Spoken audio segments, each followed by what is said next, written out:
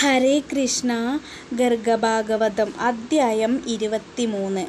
കുറേ നാൾ ഭഗവാൻ ശ്രീകൃഷ്ണൻ ഗോകുലത്തിൽ താമസിച്ച ശേഷം നന്ദഗോപരോടും യശോദാമാതാവിനോടും ഗോപന്മാർ, ഗോപികമാർ എന്നിവേണ്ട എല്ലാവരോടും യാത്ര പറഞ്ഞ് മധുരയിലേക്ക് പോകുവാനായി തേരിൽ കയറി.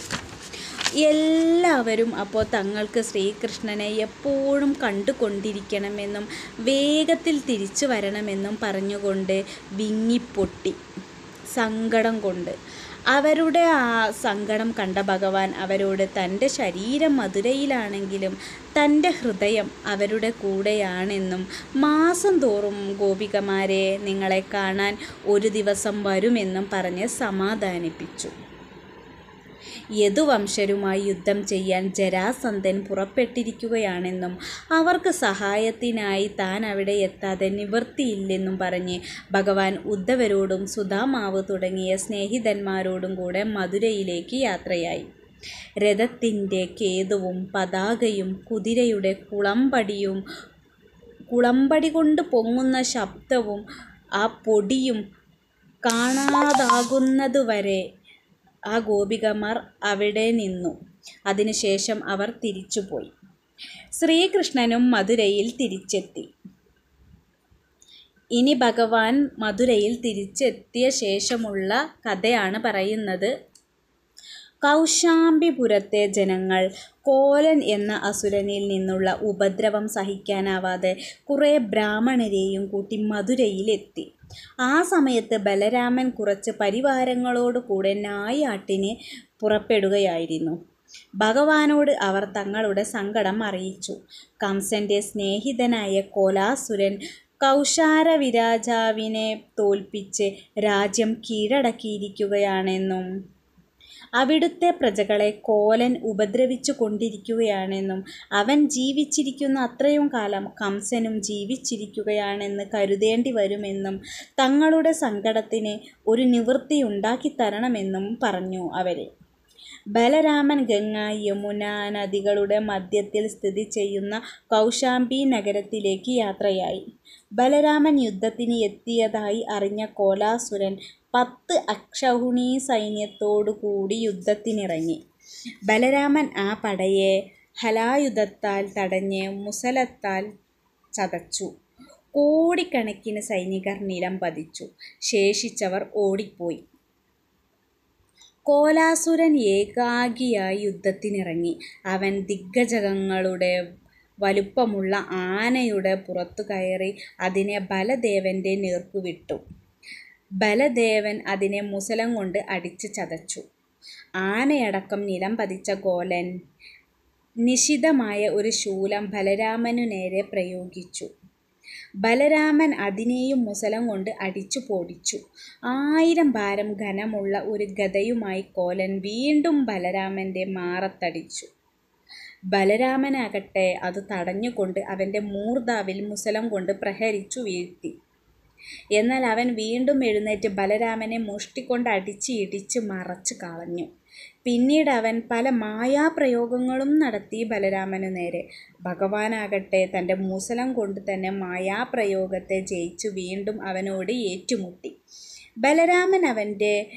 ബലരാമൻ ആ അസുരനെ അവൻ്റെ കൈകളിൽ പിടിച്ച് ആകാശത്തിലേക്ക് ചുഴറ്റി എറിഞ്ഞു. ഒടുവിൽ അവൻ ഭൂമിയിൽ വന്ന് മരിച്ചു വീണു. ദേവകൾ ജയഘോഷം മുഴക്കിക്കൊണ്ട് ദുന്ദുഭികൾ കൊട്ടി. അനന്തരം ബലരാമൻ കൗശാംബി നഗരം കൗശാരവിക്ക് തിരിച്ചു കൊടുത്തു. പിന്നീട് ദോഷപരിഹാരാർത്ഥം ബലരാമൻ ഗംഗാസ്നാനം ചെയ്ത് അനേകം ദാനങ്ങളും കൊടുത്ത് മധുരയിലേക്ക് മടങ്ങി. ബലരാമൻ സ്നാനം ചെയ്ത തീർത്ഥം രാമതീർത്ഥം എന്ന പുണ്യസ്ഥലമായി അറിയപ്പെടുന്നു. ഇത് കൗശാംബിയുടെ ഈശാനകോണിൽ 4 യോജന അകലെയും സൂകരക്ഷേത്രത്തിൻ്റെ വായുകോണിൽ 4 യോജന വിട്ടുമാണ് സ്ഥിതി ചെയ്യുന്നത്. വംഗരാജനായ ദശാശ്വൻ വിരൂപനായ ലോമശ മഹർഷിയെ പരിഹസിച്ചപ്പോൾ മഹർഷി അദ്ദേഹത്തെ ശപിച്ചു. അതായത് വംഗരാജനായ ദശാശ്വൻ പന്നിയുടെ മുഖത്തോടു കൂടിയ കോലാസുരനായി ജനിച്ച് ബലരാമനാൽ മോക്ഷം കൊടുക്കപ്പെട്ടു. ഇത് വിരൂപനായ ലോമശ മഹർഷിയെയാണ് ശപിച്ചത്. മഹർഷി വിരൂപനായതുകൊണ്ട് പരിഹസിച്ചതുകൊണ്ടാണ് മഹർഷി ശപിച്ചത്. പന്നിയുടെ മുഖത്തോടു കൂടിയ കോലാസുരനായാണ് ജനിച്ചത്. പിന്നീട് ബലരാമനാൽ മോക്ഷം കൊടുക്കപ്പെട്ടു. അതിൽ പിന്നെ ഉദ്ധവരോടും മന്ത്രിമാരോടും കൂടി ബലരാമൻ ജഹ്നു തീർത്ഥത്തിലേക്ക് പോയി. ഗംഗാനദി ജഹ്നു മഹർഷിയുടെ ചെവിയിലൂടെ പുറത്തു വന്ന സ്ഥലമാണ് ജഹ്നു തീർത്ഥം. അവിടെ നിന്ന് യാത്ര ചെയ്ത് ഭഗവാൻ മാണ്ഡൂക ദേശത്തേക്ക് പോയി. അവിടെ മാണ്ഡൂകൻ മുഖം മേൽപോട്ടാക്കി ഒറ്റക്കാലിൽ നിന്നുകൊണ്ട് ബലരാമനെ തപസ് ചെയ്യുകയായിരുന്നു. ഭഗവാൻ അവിടെ ചെന്ന് മാണ്ഡൂകന് ദർശനം നൽകി. തനിക്ക് കലിദോഷ സംഹാരിയായ ഭഗവത് ചരിത്രം കേൾക്കാൻ അവസരമുണ്ടാക്കിത്തരണമേ എന്നായിരുന്നു അദ്ദേഹം വരിച്ച വരം. ഉദ്ധവരിൽ നിന്ന് അത് കേൾക്കാൻ അവസരമുണ്ടാകുമെന്ന് ഭഗവാൻ അനുഗ്രഹിച്ചു. ഉദ്ധവർ അപ്പോൾ സമീപത്തു തന്നെയുണ്ടെന്നും ദർശനം സാധിപ്പിക്കാമെന്നും പറഞ്ഞ് ഭഗവാൻ മഹർഷിക്ക് ഉദ്ധവരെ പറ്റി ഒരു വിവരണം നൽകുകയും ചെയ്തു. ഉദ്ധവർക്ക് ശ്രീകൃഷ്ണ ഭഗവാന്റെ മന്ത്രിസ്ഥാനം നൽകിയിട്ടുണ്ടെന്നും ഭഗവാൻ അന്തർധാനം ചെയ്യുമ്പോൾ തൻ്റെ സ്ഥാനം അദ്ദേഹത്തിന് കൊടുക്കുമെന്നും അദ്ദേഹം ബദരിയാശ്രമത്തിലിരുന്നു കൊണ്ട് ജ്ഞാനം പ്രദാനം ചെയ്യുമെന്നും അർജുനാദികളുടെ വിരഹവ്യതയും ഉദ്ധവൻ തീർക്കുമെന്നും പറഞ്ഞു. കൂടാതെ പരീക്ഷിത്തിൻ്റെ പുത്രനായ ജനമേജയനെ യാഗത്തിൽ സഹായിക്കുക, യജ്ഞം അവസാനിപ്പിച്ച് ദോഷശാന്തിക്ക് വേണ്ടുന്നത് ചെയ്യുക എന്നിവയെല്ലാം ഉദ്ധവർ നിർവർത്തിക്കുമെന്നും ഭഗവാൻ പറഞ്ഞു. ഗംഗാതടത്തിൽ വെച്ച് ഒരു സമ്മേളനം നടക്കും. അപ്പോൾ ഭവരോഗവിനാശിനിയായ ഭഗവത് ചരിത്രം ശ്രവിക്കാം എന്നിങ്ങനെ ഒട്ടേറെ കാര്യങ്ങൾ മഹർഷിയെ ധരിപ്പിച്ച ശേഷം ബലരാമൻ ഗംഗാതീരത്തുള്ള മറ്റു പല തീർത്ഥങ്ങളും സന്ദർശിച്ചു.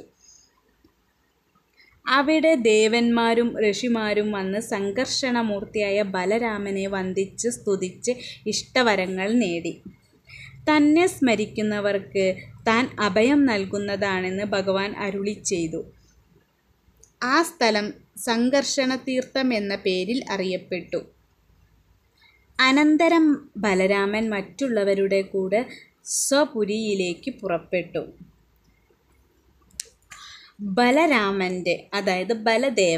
ബലരാമൻ്റെ ഈ ചരിത്രം ശ്രദ്ധാപൂർവം കേൾക്കുന്നവർ പാപവിമുക്തരായി പരമഗതി പ്രാപിക്കും.